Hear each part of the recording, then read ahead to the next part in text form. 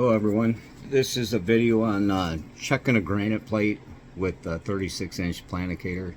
It uses a Mars supermesh indicator that reads in 20 millionths every division, and this is also a Mars Planekator. And you know, a little bit about measurements, you know, and personal history on me. I started out 18, 19 years old. I had a PhD. I tell everybody this. I had a PhD. I married into it. It was a postal digger. I worked for a fence company. I'm married into a fence company. And so measurements then was with a tape measure, quarter inch, half inch, you know, it didn't matter. Just as long as the posts were on 8 foot, you could get the 8-foot stringers or sections of wood to bolt up. So that was my first pretty much experience measuring. The next job I got was in a fab shop, heavy fab shop, and I used a scale. So that's a whole nother, you know, finer degree of measurement. I was doing fitting jigs or fitments, weldments. You know, I was a fitter and a welder, and so used the scale mostly and squares and stuff like that. Then I went to after that job I went to a company where we built CNC machines, and there I started using micrometers and indicators. Everything had to be lined up within 2/10, and 2/10 back in my fence building days would be 200 thou. But machinists have their own language. You know, when I say a thou, it's 0.001 inches. If I say a tenth, which commonly known 2/10, it's 0.000 and whatever, 1/10, 2/10. It's 1/10,000th of an inch. And so I dealt with that. Even the tailstock alignments on twin spindle verticals, they had to be everything within 2/10, and you had to sign your name to this book that it was right. You know, every book, every machine that we built had to have a book, and that was back. Everything was scraped in back then. You know, this was in the 90s, and so, and now what I'm dealing with today is micro inches. So, in that decimal point, the 3 zeros for a 1 would be 1/10. Now there's 2 extra zeros in there, so 5 zeros, 0.000001 would be 1 millionth. 1 millionth. So that's what this is about. This is about dealing in very precise numbers.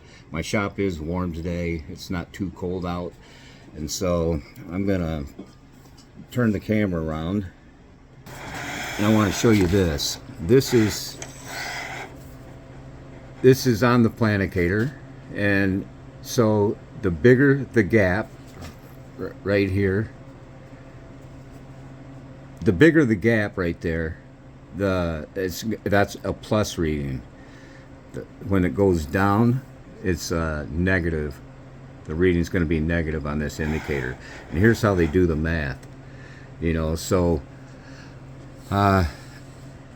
if the reading on the Planekator, it's laid out and it's got numbers on it, I'll show you that. If I read 3 plus 3 and the number on the Planekator is -2, that makes it a +1, a +1. And one thing they don't tell you on this Planekator is what is 1 plus 1, what is +2, +3. I think that is 0.0001, 0.0003, as far as I can tell. So I've got another one, and I'm going to do this. I'm going to lay this plate out. I already laid it out. This is an 8-line test. And this is what they do when they're calibrating granite plates with differential levels or pretty much anything. You got 2 diagonal lines. Here's my layout. So you got 2 diagonal lines, and the lines are laid out 1, the 2, is another diagonal. Then you go around the outside edge. So 3 is the edge of the plate. You go around 4 times on the edges of the plate, and then across it for 7, and then 8. Those are the 2 center readings. And what I do is level the planicator like I've got it right now. So that's and every 2 inches I write down my reading, and I do the math, you know. So let me turn you back around here, and so you'll see this is the center of it's 18. So any line that doesn't have a number is 0. And then +1, that I believe that's 1/10. +1 all the way out until right here it says +2, +3. And it's basically the same thing on the other end. And what I do, if I can get this in here, is this +1. So I take this indicator and I go under here and I set this up to +1. So right now it says 5, so I'm just gonna half. So there's 1, and this is on a flexure. This indicator is. So this one has 2 points. This one over here has 1 point. So it's a 3 point on this. I bring this over and I set this under here, and that should be +1. Now this one's adjustable. It has a flexure on it, so I can adjust this to 1. And after I get that right, then I come over here on 0 in the middle of it, and I set this to 0.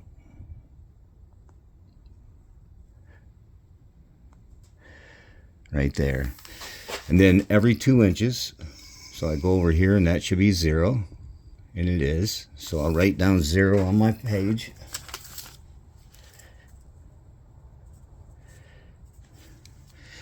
And I go through here every 2 inches. That's 0. And that's the reading is +20 millionths. So 0, 0, and then that would be, I take the reading, and it's +1, plus, so I'm a 1.2. And I do this. I do all the way across. Once I get this, I'm not going to do this whole plate. I'm not going to show you all that. You get the idea. And the thing is, when I go out, once I get these readings, the points,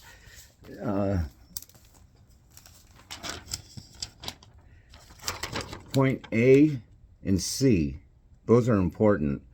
So when I go to level, after I do my diagonal lines, I go to along this edge, and it's going to be the one on my left right now, and I use point A and point C to level. The readings that I got when I write this on my paper, which I started writing, those readings is what I level this out to. So I'm incorporating the readings. So this procedure is do the diagonals, then start on the left side, and I do A and C with the X in the middle, and I do the 2 inches, every 2 inches I measure, and I do all the way around the outside using my endpoints on A, B, C, D, E, F, G, and H. I use those to level my planicator, and then after I get all this down, I make a chart of what this is.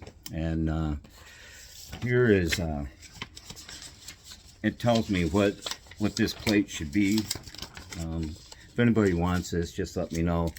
It's a calibration sheet. What it constitutes is an A, B, or C, and a 36 by 36, which is what this one is, measures.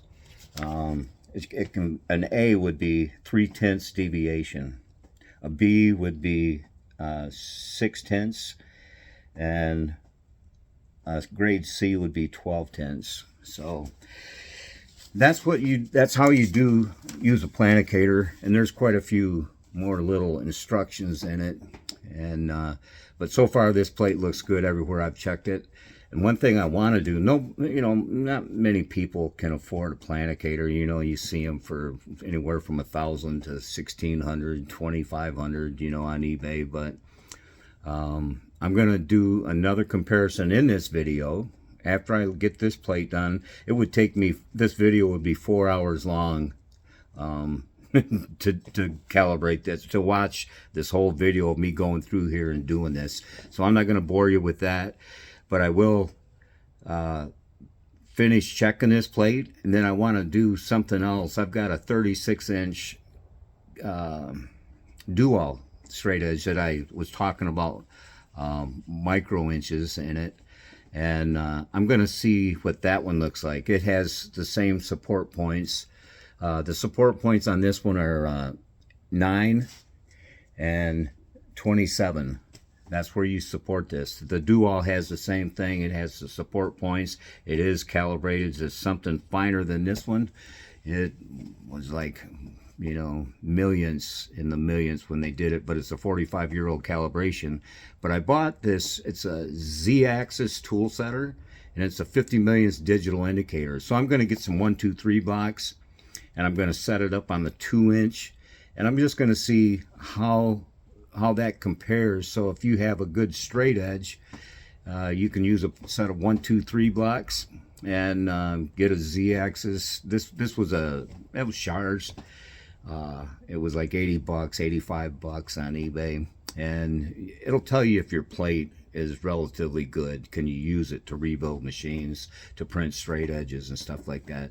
So anyways, I'm going to pause it. I'm going to check this out, and if I, you know, think you need to be wear something else, I'm going to calibrate this plate, and then I'll set up the other way and let you see that. So be right back. So I've checked it all, and the worst reading I had was 1/10. So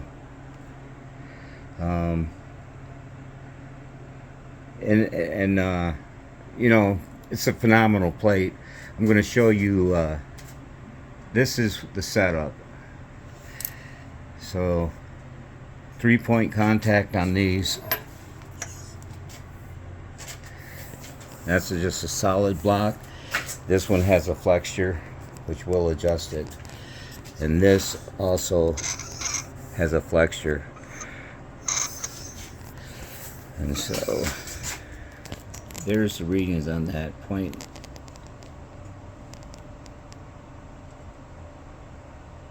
Point 0.00020. Yeah, so it's 20. It does say that, and you notice it's a super mess, but it's upside down from a normal one. This is made for doing the planicator. So I'm gonna this plate. Although it's stained, it's a beautiful plate, and I hope that makes sense. You know, the numbers in ink are 1, 2, 3, 3, 4, 5, 6, and then you do the centers, cross 7, and then this way. So yeah, this looks really good, and I do have the instruction book for doing this. So if you do have one and you need this, you know, you can probably take and use it. Just kind of, you know what the camera or the planicator is calibrated at. You can probably check it, but this is the correct way to do it. From this, I'm going to make a chart and figure out the total deviation. But 3/10, well, it looks like it might be 5/10 out. The worst reading I had was 5. So it's probably going to be a B, a grade B this plate will be, but I'll do the math, whatever it takes. And now I'm going to set up, to end this video, I'm going to set up kind of like a layman's way to do this without buying a planicator. So I'll be right back. So what I've got this sitting on some 1, 2, 3 blocks on the 2-inch side, and it does have the support, and there is the center. So I've put it under there and I set 0, and it lights up when the 0's on. So I'm going to move this over to 16. It's still 0. 14, 12, and 10, and it's still 0. Let me pull it out of there and go over on this side.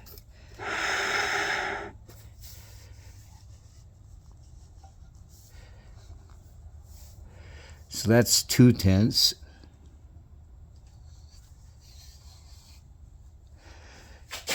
And that's 3/10. And it says 20. It says 20, which would be 20 millionths.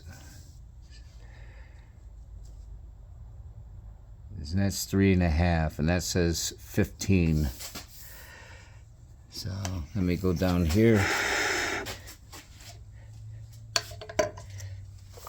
So if you got a good straight edge, this gauge seems to be pretty good. Let me go back under here at 20. Oops. 0.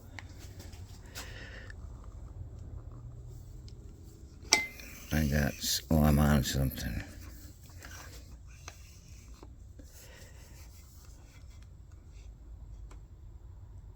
That's 1.5. I'm hitting something on the plate again. Should have cleaned this plate off.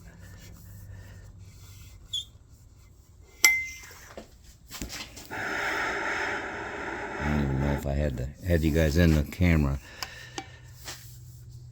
So that one's showing 6/10 right there. Then out here, 5/10, 7/10, 65, so 6.5. So there are, you don't really have to buy a planicator. You can get by to see if your plate's within a thou or something. This one here is a 1-inch, and it's the same thing. It's 50. It's a half thou indicator, Mitsutoi. But you could do this, set this up on 1-inch and do the same thing. This one here is a 4-inch. So you guys with the Z-axis presetters, this is a tech lock. That's a 1 thou indicator, but you get the idea.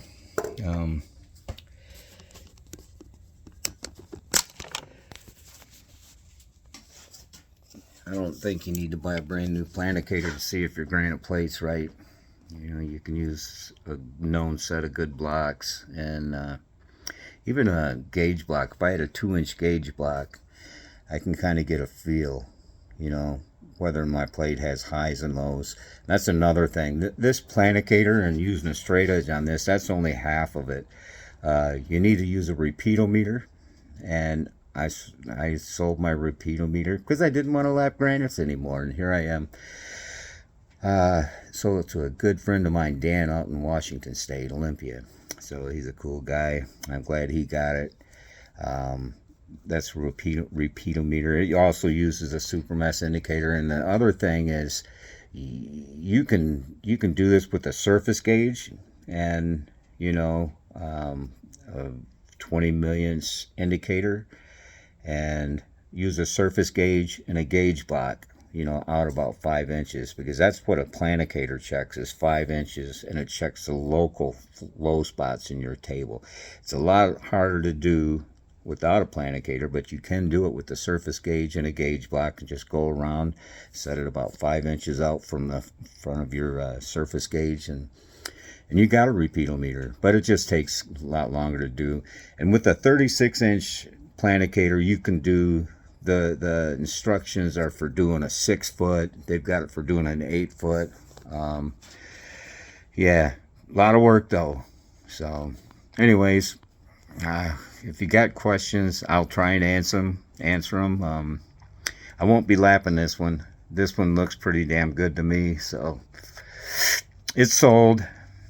Get it out of my way. So thanks for watching, and happy holidays.